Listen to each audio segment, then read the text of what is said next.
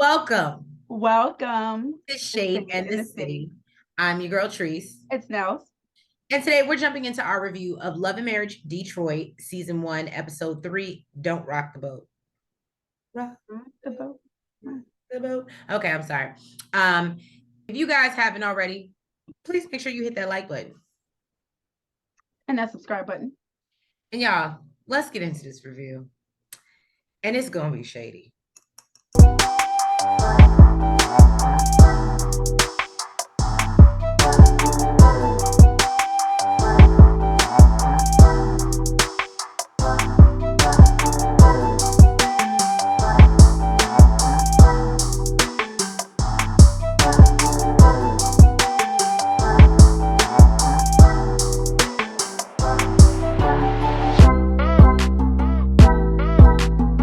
Anthony is still going at Christina about her friend Chelsea asking questions and tells her she's a boss and needs to, watch who she keeps around her.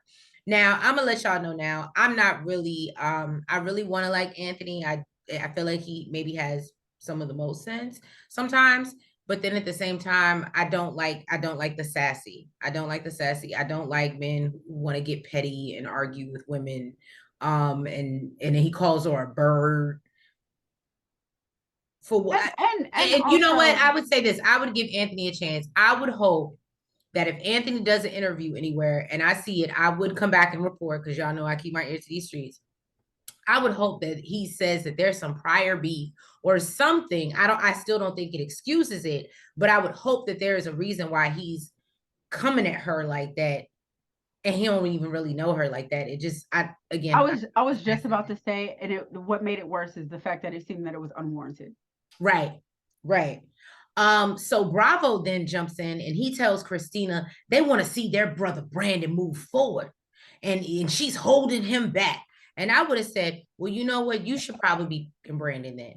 But anyway, so he then brings the club back up, and Brandon chimes in that he feels he's jogging and they're sprinting compared to him because Christina is somehow holding him back. And even And she's Christina's oblivious to confused. these shackles that she has on The him. shackles, the roots of it all. So then, so Christina's confused and she's like, well, how am I responsible for your career and where you have what you haven't accomplished yet? How am I responsible for that? And Brandon tells her that she only cares about her image and how things look. And he then feels that he needs to announce to the restaurant that Christina's not insecure. No, no, she's not insecure at all. Brandon's not a fool.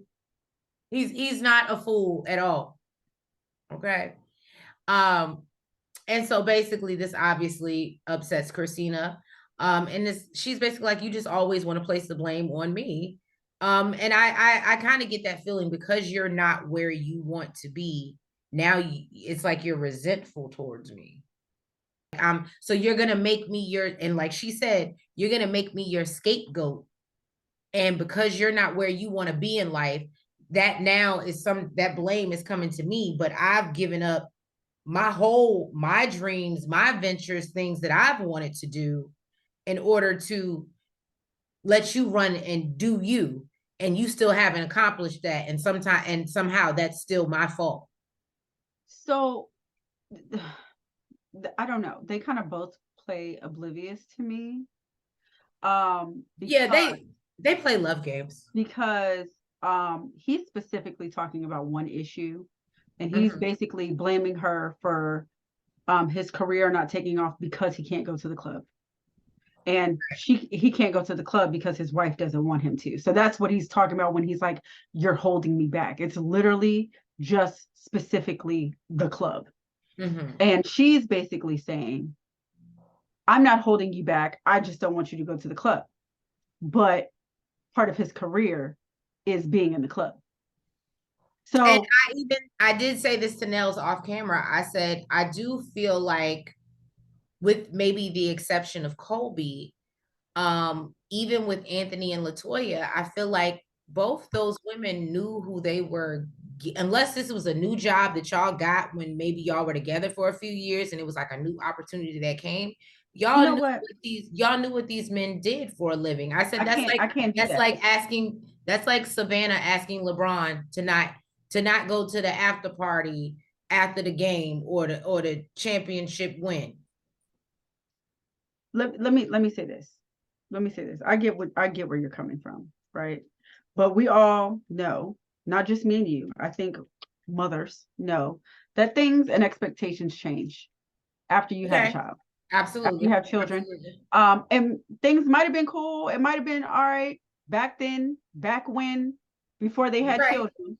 And she might have not cared as much. She ain't give a damn. Because guess what? She can go move freely the way she wants to because she ain't got no kids at home that she's responsible for. But now things change. One, you messed up the trust. Okay. Let's not forget that. Okay. Yes, that's numero uno. And number two, while you're out in the club working, okay, of course, out in the club, don't think I'm not. And when you're that's out what she wants. don't think I'm not. She wants to be able to. She can't just be like you and be like, well, I got to work, so I'm up and I'm moving and I'm doing this. Imagine if she's doing her stylist thing. Who knows where she's got to be? She might have to fly to Milan for a week.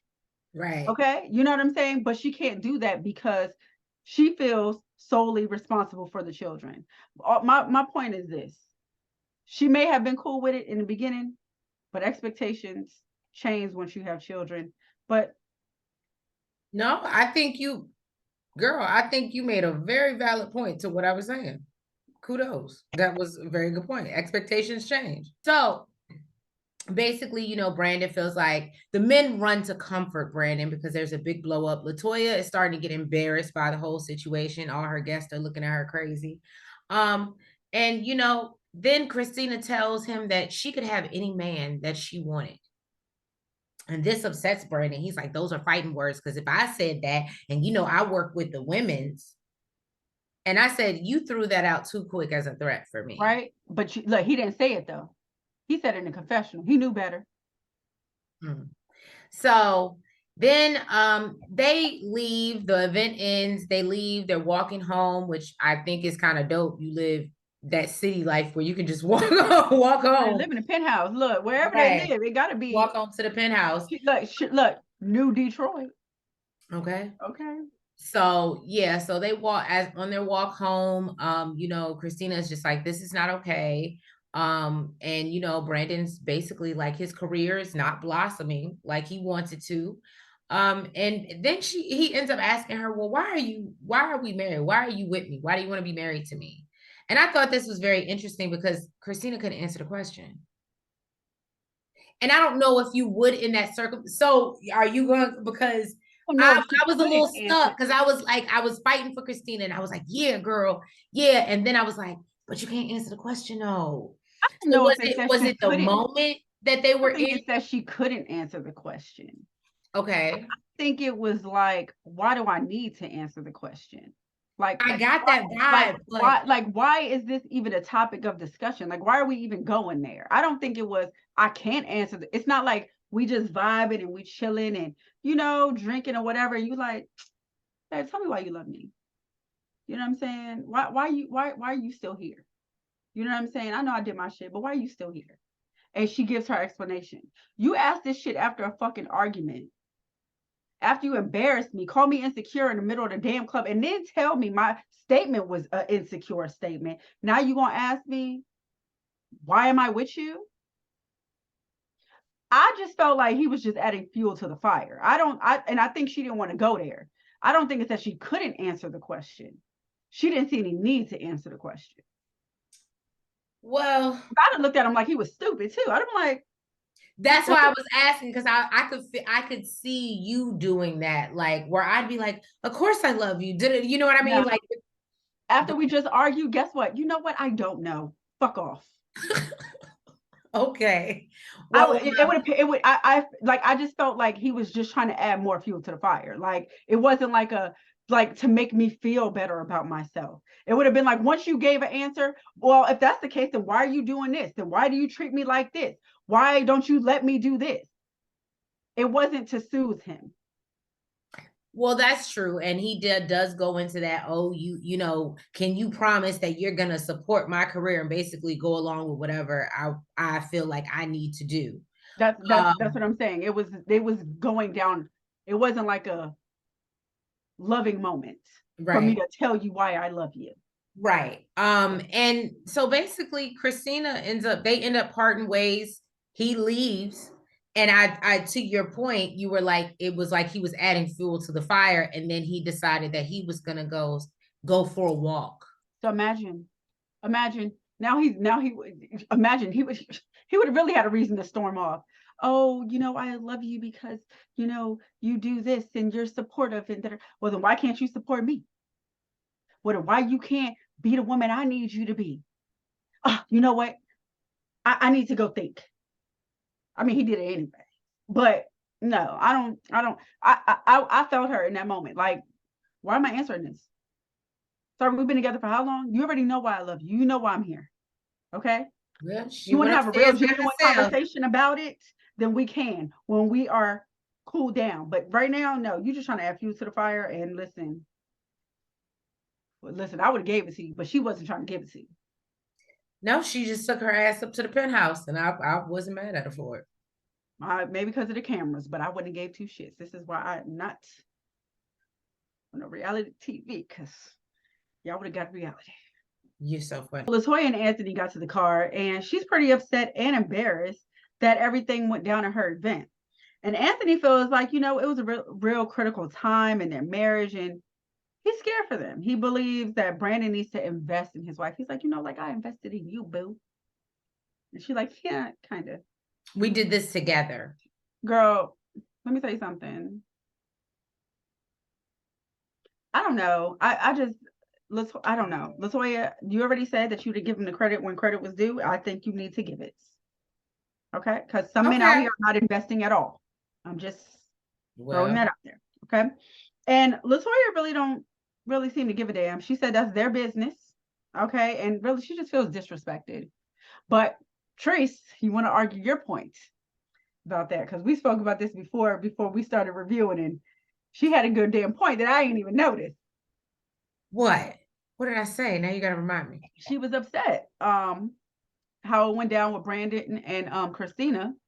Oh yeah. And I said that I thought it was interesting that LaToya was so upset, but she didn't say nothing to her husband who was causing all the drama. He started it. He kicked it off. So you sat there and just kind of like looked away and put your head down, which LaToya comes off as a very strong woman to me. That's probably why I kind of like immediately when I saw her come across our screens, I was like, I like her. But again, I don't do sassy men. And one thing I would never do is, even if he doesn't do it with me, I'm not going to allow you to do that to another woman, especially not in my presence. So for me, it was like you feel some type of way and you feel embarrassed, but really you should be embarrassed that your husband is out here carrying on like that. But that's just mine. And really, I think a man can say what he needs to say and not sound like, Condescending, yeah, but also not sound like, insulting. that's not what I was gonna say. I'm just saying, like, I was yo, gonna if say you not don't, sound. again, Anthony, please drop in the comments. If you watch, drop in the comments. Please hit the Instagram, IG, whatever. I don't care. But please respond. If you really got some old beef with this bird, but that word, I feel like to me was like a trigger, because it was like, you don't even know her. So to put her in that category or say something like that, it just gives me like, ugh, I don't like it. I don't like Yeah, it. that would. I feel like he could have got his point across, and like I think I said it before. I said it last review. He could have got his point across without calling her out her name, calling her bird, and basically acting like she's beneath you. And Right. yeah, it was super distasteful. I don't do the condescending. That really bothers me. Kolby invited her parents over because they need to talk. Mm-hmm. Okay. And Russell decided, you know what, this is a great time to have daddy and daughter day. So he took Kendall and he left. Like, well, Right. He said, I am getting I'm out. out of y'all. This is between y'all, okay? And she wasted no time getting right into Russell going to divinity school. And they tried to, her daddy actually tried to play it off like he didn't know because it was a secret. I said, oh, where is your loyalty, sir? Where is your loyalty? He's like, oh, well, I didn't know he told you. So, I was, oh, hell no. Hell no. I am here with you, boo. I am here. At the Nobody end is of the on your day, side. unless it was like something like a proposal or something like really like a good surprise, I feel Beneficial like to you. right at the end of the day, your loyalty should be with me. I'm your child. My best interest should be, but again, her dad is a Yeah, pastor. he's going to see that as her best interest. So basically, she explained that it's not necessarily that Russell is going to divinity school. It's the fact that she found out 4 weeks later. And of course, her mom took Russell's side. She said, when the Lord prompts you to do something, you ultimately have to obey the Lord. Basically, even if that means him not telling you shit. Kolby said that Russell is already stretched thin. And, she feels like her and Kendall get his sloppy seconds. He says yes to everybody else. And with her and their child, he's kind of like, Probably a maybe or oh, I'm too tired or whatever the case may be. And for her to say that, and I think the little girl's still a little girl, but I they're not know going to see anything wrong with it because like Kolby said, what she said was, I saw you guys do it my entire life. And I don't want to live that life. But right. they've lived it. So they are not going to see anything wrong with it. We were doing it for the Lord. I made sacrifices. And basically, she says that this is something that she feels like they're supposed to be partners. Okay, he's not superior to her. They're supposed to be partners, and he's supposed to share this. So they asked her if he had shared it with you ahead of time, what would your response have been? She said, oh. And they're like, oh, okay, well, maybe that's why he didn't share it with you. You're right. The hell? So her dad tells her, I know you're feeling affected by his decision, but you've got to know, that he'll turn the world upside down for you and Kendall. So you got to know how hard it had to be to let you know what his decision was. And, she's really not feeling her dad right now. She's feeling like, he's just trying to protect Russell's decision, which he is. Which he is. Child. That's what it is. So Anthony is working on an upcoming lookbook, and he gives a call to Brandon to see how he's doing. So Brandon blames it on the alcohol, wine, and says that he's been on D&D. He says that he didn't feel supported by his friends, and he's over everybody. And I just even it was giving childish. It's everybody. So now you can't blame your wife because she's at home not bothering you. You're ignoring her. So now you're blaming the friends. It's giving scapegoat, bruh. Take some accountability. Maybe you're not where you are in your life because of something you have done. Maybe it doesn't have anything to do with anybody else. Oh, it irritates my soul. I'm sorry, y'all. It was really hard to get through this episode. So basically he shares that he shares about the argument with Christina and says that he hasn't talked to her since then, like I said, and he slept at their other place. How convenient. And he said that he feels like he might be separated at this point. You real quick to claim that, like, it gives me you have something else in the works and you're trying to move on. I'm sorry, that's what I'm getting. That's what I'm getting. She should never took his ass back. He says that he can empathize with him because he says that he had the opportunity to work for Disney Marvel. So I will say this, Anthony, I think I did say in a couple of reviews, I thought LaToya had more money than you and she held the bag. And I'm gonna say I don't really know, but I'm gonna take that back because You out here doing big things, so I'm not gonna on your money. I'm not gonna in your pockets.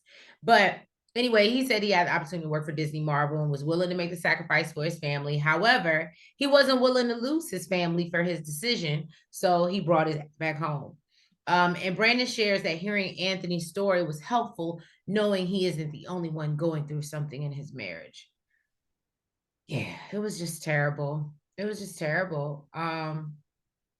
And then your girl Chelsea stops by to see Christina for an outfit for her brunch. And now Christina, and this is what I love as women, what we do. Let you just make me a little bit. I'm about to get in my bag. I'm about to, you know what? I'm Boss to the get fuck back. up. Right. I'm about to glow up. So yeah, she's like talking about looks and things for this brunch. And For you know, her, I think it's her KBS collection, she said. right. So then Chelsea asks how things have been going since the event. Christina shares that she didn't like how Brandon was allowing his boys to come at her. And not only was she arguing with two men, but also her husband trying to defend herself. And I was like, I'm with you, sister. And I wouldn't have done it. I would have just shut it down. Again, are you in him? Have you had his children? I mean, you never know. Do you sleep with her? Look. So We live in a different then time, child. she reveals he didn't come home. Okay. And but you know, she's always gonna fight for her marriage. And she want, you know, we all want the kids to grow up in a two-parent household. However, if he wants to go, she says she ain't gonna fight him. I didn't understand that. So you're gonna fight for the marriage, but if he wants to leave, you're not Well, gonna she's fight saying for that him. she's not leaving. Because even she brings up, I think she even brings up, like, oh, he may step out and do whatever, but I'm basically like, she's not going nowhere unless he decides he's going to divorce. Like, she can't make him come home. And that's why I thought it was weird that he's like, oh, why do you, like I said, I feel like he's looking for an exit plan because I think he realizes like he has to leave. She's not going anywhere. She's going to stay in their marriage. And I'm sure they I would imagine they don't have a prenup. So she's like, I'm taking half of the penthouse. I always say He it's can cheaper still to keep take her half even if she leaves. already. Anthony did say he need to take his ass back home before she get tired of waiting. Yeah, Basically. he did. He said that. So Latoya and Anthony went out for their date night. He mentioned that he has to go back to Atlanta to do some film stuff, but he knows that she don't like, you know, she don't like that. And she told him to stop doing that because, just because he mentions Atlanta does not mean that she doesn't want him to go. She says she has nothing against Atlanta. The issue was that he tried to move there. He packed up his things and had a house. Mm. And she gets super emotional discussing all the things that she had to do on her own while he was gone, including her kids going through racism at their suburban school, which she said she didn't have the capacity to help them with. And he said that he's always been present. He was present then and he's present now. Mm. And he would have never got in the way of her dreams. Instead, if she had to do something, he would have just buckled down and held her down. And sometimes that's just what he needs. Then Kolby and Russell went to a ropes course. He's hoping that this will help mend the tension that they've been having. They sit down and he tells her that, this ropes course was a metaphor for our relationship. We can coach each other through and depend on each other. I liked his attempt. I do. And he wants to know how she's feeling about divinity school. She said, of course, my parents took your side, and says her dad even gave her a different perspective about how difficult it must have been for Russell to have to share that with her. Of course, he jumped on that ASAP. It's like, Right. absolutely. Yeah, it was hard. It was hard. It was so hard for me, It was baby. so hard. But when God told me to go, what did Mel say? I had to go. God said go. She says she feels a little bit better about him being a chaplain rather than a pastor because they don't have as much responsibility. Now, he said right now, the Lord is not leading him towards being a pastor, but if he does, it'll be communicated with her. And she says she can't be nobody's first lady, sir. And he basically told her, we just got to trust in the Lord. Basically, this is like, I'm a. Look, another male quote. You go low, I'm going to hell. Okay. I said what I said. Okay. It's giving that he really wants to be a pastor and he's doing this to make her feel comfortable and get her warmed up to the idea so that when he does become a pastor, it shouldn't be such a big deal. I've already got all these responsibilities. It's just a little bit more. So Anthony and LaToya invite their friends Tracy and Tim Walton out for an outing on the Detroit River, the new Detroit River. Tim is asking how things are going, and Anthony talks about how beautiful his city is. Then LaToya brings up he loves it so much, but he tried to move to Atlanta. And I said, well, girl, why would you bring that up? Because you just said last scene that you ain't had no problem with Atlanta. But anyway, okay, girl. Mm-hmm. So Tim tries to reassure LaToya that's not what he's trying to do. And then Anthony says that he was trying to break into the TV and film world, and those opportunities aren't in Detroit. He says she made him feel like a deadbeat dad. Well, her and her family made him feel like a deadbeat dad. And he said that, they question his decision making. LaToya says that she supports him hearing from God and getting this calling to go do this and better his family, but believes everything has a season. And he just left is LaToya's story. He just left. So does that mean you're questioning God's season? Because if I got the calling from the Lord, you're telling me that this is not my season? And if I'm not mistaken, it sounds like LaToya's father is a pastor as well. I'm just confused how you say that I got this calling from the Lord, but everything has a season. Clearly the season is when the Lord called me to do it. Well, okay. Tension is definitely in the room now. Anthony thinks she needs to trust him, and on the water, it's on the river, girl. Right, on the river. And look, rolling. Okay, I'm just saying. So LaToya said their children were questioning whether they were getting a divorce. They are in therapy because of this, and Anthony says that he does feel like it was a missed opportunity. And so LaToya's like, I can't move in this confusion that you move in. And she definitely gives me that. She definitely gives me structure. So basically, all Anthony heard was, if you don't bring your ass home, it's over. Anthony breaks down and gets emotional because he felt nobody had his back. And he tells her he loves her and he needed that support from her, and not just her, but her family. Mm-hmm. And I will say the one part that endeared me, I don't doubt for a second, we know that he put up for her wine business, or helped, contributed. I don't think for a second Anthony is very supportive in anything that LaToya wants to do. I don't doubt that for a second. You said that you don't think he's very supportive? No, I said I don't doubt that he is. Oh, okay. So that was the only part where I was like, damn, I do kind of feel like if he has a dream and it's outside, but if it takes you away from home, I don't know. But I do feel like he was like, if you had to go here and here and here, he would support her. I feel like a part of marriage is sacrifice. It can't always be cotton candy and rainbows. If I'm going out there to make this sacrifice for our family, right, so I can be this major film star or whatever, like, I don't know. I feel like she even said it. She said that he was holding it down. She didn't realize how much he was holding it down because she took him for granted. She didn't realize until he left. Mm-hmm. And I feel like if he was holding it down that much, right, I feel like you could pick up the slack a little bit while he's gone. Yeah. Well, that was pretty much. I feel like it was your season. Oh, that was her season. To pick up the slack. Whew, Jesus. Anyway, well, thank you guys for tuning in to this review. I'm sure it's only going to continue to go down the messy pipe that Carlos has dug for us. Mm-hmm. But if you haven't already, Shade Squad, please make sure that you've hit that like button. You comment. You've subscribed. And you hit the notification bell.